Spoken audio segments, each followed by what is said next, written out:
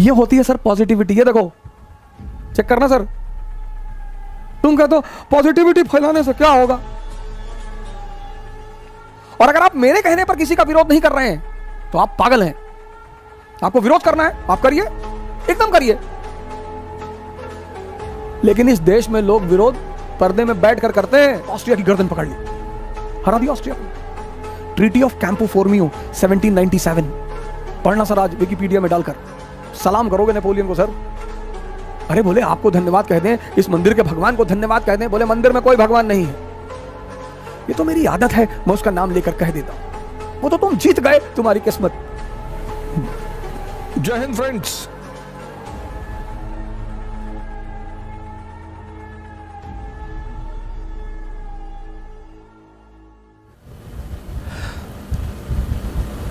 च्वांगसू बहुत बड़ा संत हुआ चाइना का। च्वांगसू,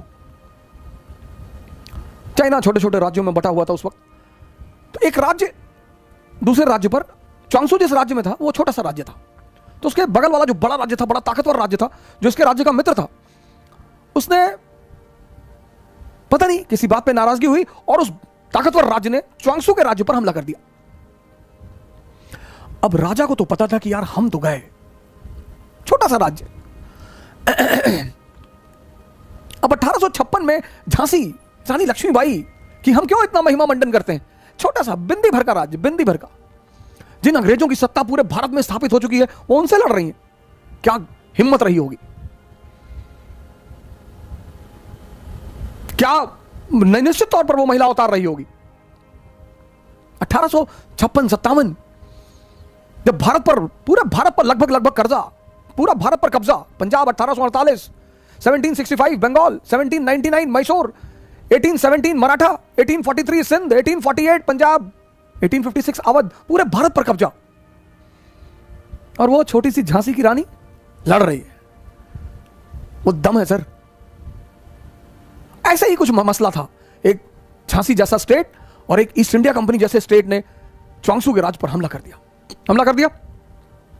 च्वांगसू का जो राज्य का वजीर था वो च्वांगसू से बड़ा प्रभावित रहता था, कभी कभी मिलने आता था कि सरकार, राजा महाराजा भी साधु संगत में कभी कभी बैठते हैं, थोड़ा सा आनंद लेते हैं।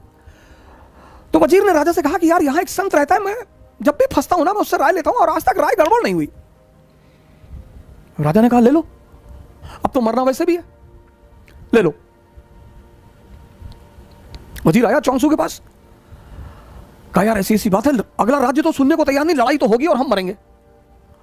च्वांगसू एक मंदिर में रहता था, तो उसने राजा से कहा कि सुनो, इस मंदिर का जो देवता है वो मुझसे बात करता है, कल आना।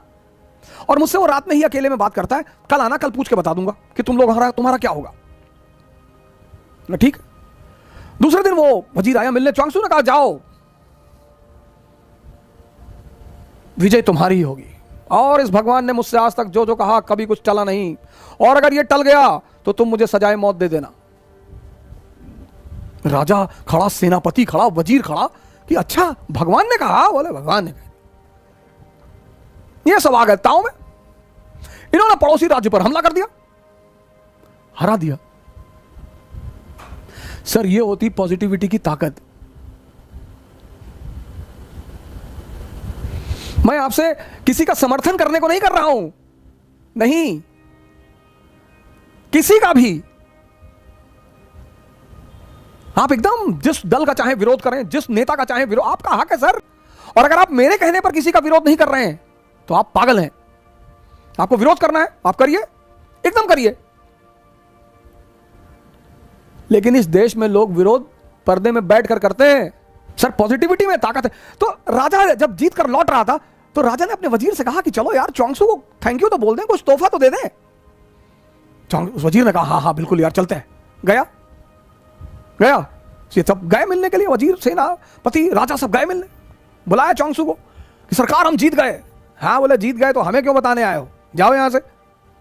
अरे बोले नहीं सरकार, आपको धन्यवाद कहने आए। बोले हमें काहे का धन्यवाद कहने आए हो, लड़े तुम, मेहनत तुमने की, हमें क्यों धन्यवाद कहने आए हो। अरे बोले आपको धन्यवाद कह दें, इस मंदिर के भगवान को धन्यवाद कह दें। बोले मंदिर में कोई भगवान नहीं है। ये तो मेरी आदत है, मैं उसका नाम लेकर कह देता हूं। वो तो तुम जीत गए, तुम्हारी किस्मत। सर ये है पॉजिटिविटी की ताकत। कौन मरेगा कौन जिएगा ये किसी को नहीं पता सर, ये किसी को नहीं पता। लेकिन ये है पॉजिटिविटी की एक ताकत।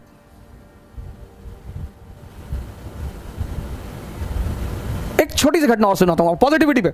17 और ये ऐतिहासिक घटना सुनिए।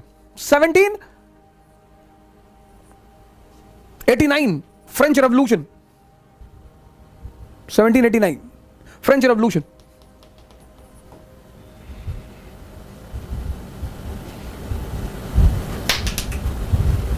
जबरदस्त जबरदस्त रेवोल्यूशन।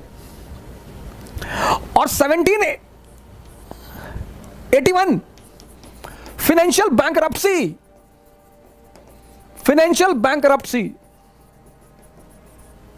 सर चेक करिएगा फैक्ट।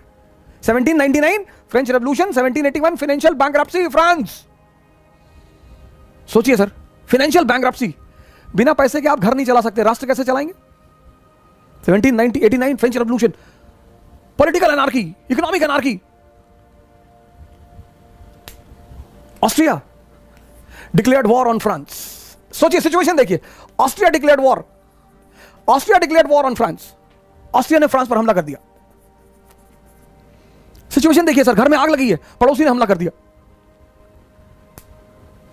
सर ये हमारे साथ भी हो सकता है सर। घर में आग लगी है सर, पैसा नहीं है, राजनीतिक अस्थिरता, लुई 16 को बंदी बना दिया गया सर। और उसी में एक आदमी को 1797 में आर्मी का कमांडर बनाया जाता है, commander in chief Napoleon. Army depressed, surrendered. Sir 3 general already resign कर चुके हैं सर, उसको कमांडर बना दिया जाता है ऐसी आर्मी का, कमांडर इन चीफ। आपकी तरह हमारी तरह मिडिल क्लास का आदमी, अपॉर्चुनिटी मिल गई। He goes to the army and he says to the army कि I am the son of God, blessed son of God, blessed। मैं भगवान का आशीर्वाद दिया हुआ बेटा हूं, मैं ना हारूंगा। बोला मैं हारने के लिए पैदा ही नहीं हुआ। आर्मी तो ताव में आ गई कि अरे ये भगवान का आशीर्वाद दिया हुआ बेटा है। और फिर एक तो उसने हिम्मत दी अपनी सिपाहियों को, और सपना दिखाया। उसने कहा ये Gujarat, Italy, land of prosperity, wealth, आओ मेरे साथ, ले चलूं। तुम खाने बगैर मर रहे हो ना, तुम्हारे पास खाना नहीं है ना, आओ आओ चलो। अरे सेना तो आ गई, ताव में कूद गए इन लोगों ने, ऑस्ट्रिया की गर्दन पकड़ ली, हरा दिया ऑस्ट्रिया को। ट्रीटी ऑफ कैंपो फॉर्मियो 1797, पढ़ना सर आज विकिपीडिया में डालकर, सलाम करोगे नेपोलियन को सर। ये होती है पॉजिटिविटी।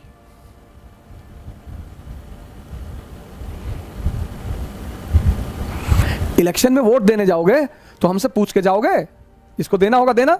अभी उस पर भी आ रहा हूं, इलेक्शन पे भी, आज इलेक्शन पे भी चर्चा करूंगा। ये होती है सर पॉजिटिविटी। ये देखो चेक करना सर। तुम कहते हो पॉजिटिविटी फैलाने से क्या होगा,